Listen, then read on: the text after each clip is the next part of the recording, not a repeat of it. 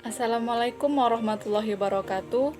Perkenalkan, kami dari kelompok 3 Akuntansi 3 akan menyampaikan tentang tahap-tahap pendirian sebuah koperasi, di mana koperasi kami yaitu Koperasi Simpan Pinjam Maju Bersama. Dengan saya, Widya Lestari, akan menyampaikan latar belakang kami dalam memunculkan ide dalam mendirikan sebuah koperasi. Latar belakang munculnya ide kami untuk membuat sebuah koperasi simpan pinjam maju sejahtera berawal dari kami menilai bahwa pada masa sekarang ini kita sama-sama mengetahui dunia sedang berperang melawan pandemi COVID-19. Pandemi ini sangat berpengaruh terhadap perekonomian Indonesia. Banyak aspek dan pihak yang mengalami kesulitan dalam bidang ekonomi. PHK di mana-mana, dan membuat tingkat pengangguran meningkat, sehingga menuntut setiap orang agar mampu bersifat fleksibel dan menyesuaikan dengan perkembangan yang ada. Mau tidak mau, setiap orang harus mandiri dan membuka usaha agar mampu bertahan hidup. Hal ini tentunya membutuhkan permodalan. Nah, dari hal tersebut, menilai adanya lembaga keuangan bank yang memiliki sistem prosedur yang baku, sulit untuk menyentuh masyarakat kecil. Melihat peluang tersebut, koperasi dengan prinsipnya ekonomi kerakyatan mampu merangkul para pemodal kecil untuk mengembangkan usahanya. Sejarah pemikiran tentang koperasi maju sejahtera lebih banyak mengedepankan pentingnya berusaha secara berkelompok daripada individu. Suasana ini yang membuat beberapa orang mulai tergugah untuk meningkatkan kesejahteraan secara bersama pula. Itulah cikal bakal lahirnya atau gagasan untuk membentuk Koperasi Simpan Pinjam Maju Sejahtera.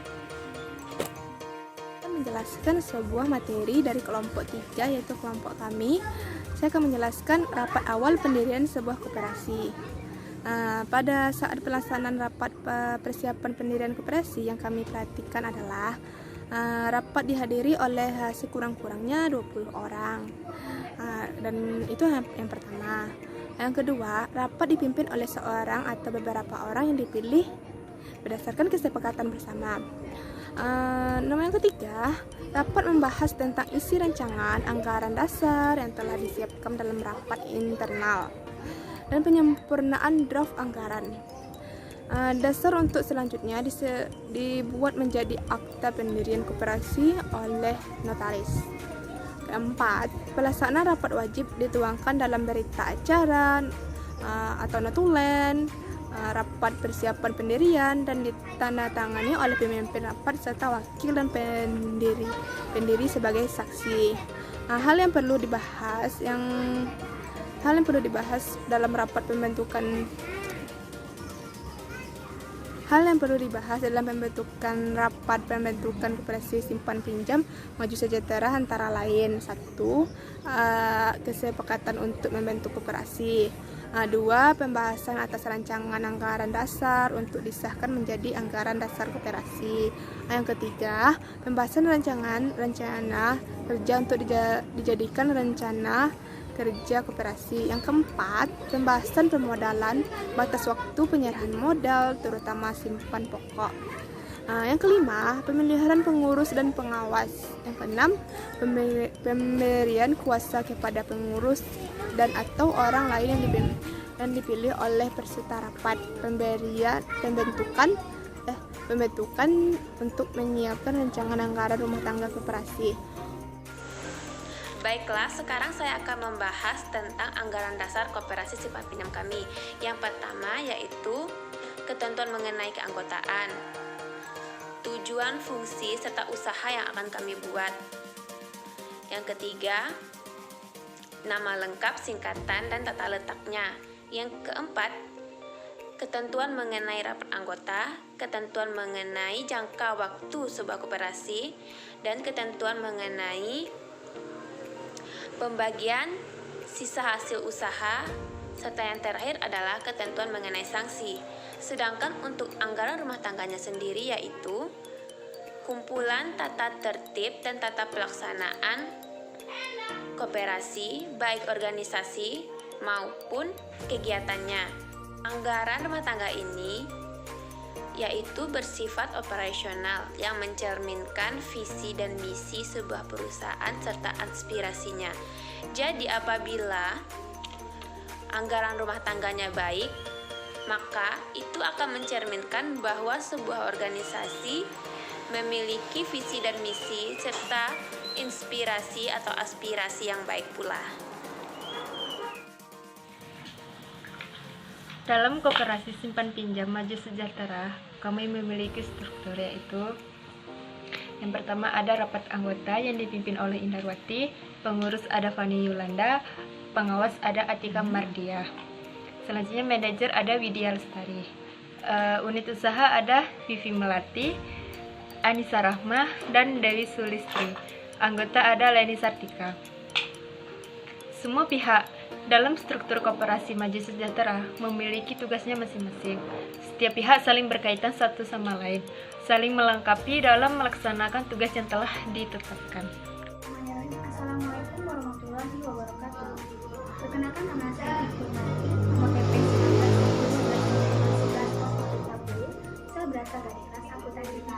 Saya merupakan anggota kelompok 3 dari pembelajaran ekonomi koperasi. Nah, saya akan menjelaskan sedikit tentang jenis koperasi dan proses operasionalnya kegiatan koperasi. Jenis koperasi kami adalah koperasi simpan pinjam. Kegiatan operasional koperasi simpan pinjam maju sejahtera meliputi kegiatan dalam bentuk simpanan dan pinjaman.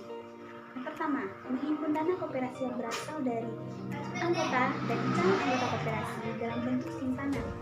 Bentuk-bentuk simpanan yang ditawarkan dalam koperasi simpan pinjam maju sejahtera adalah sebagai berikut.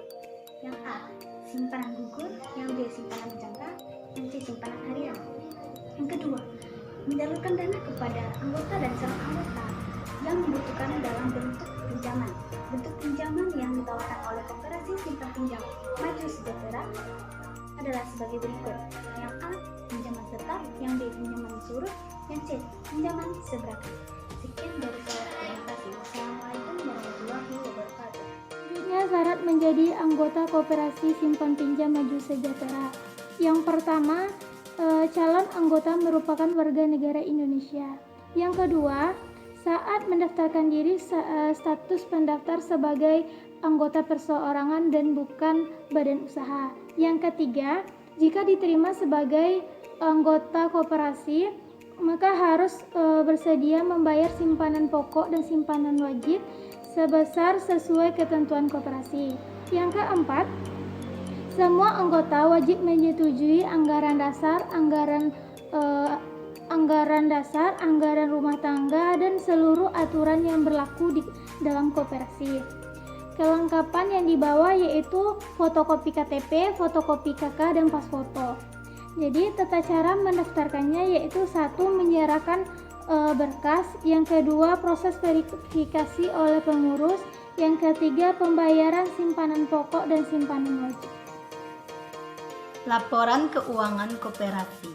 Setelah tahun buku koperasi ditutup, paling lambat 1 bulan sebelum diselenggarakan rapat, anggota tahunan pengurus menyusun laporan tahunan yang memuat sekurang-kurangnya 1. Neraca, 2. Perhitungan hasil usaha, 3. Catatan atas laporan keuangan.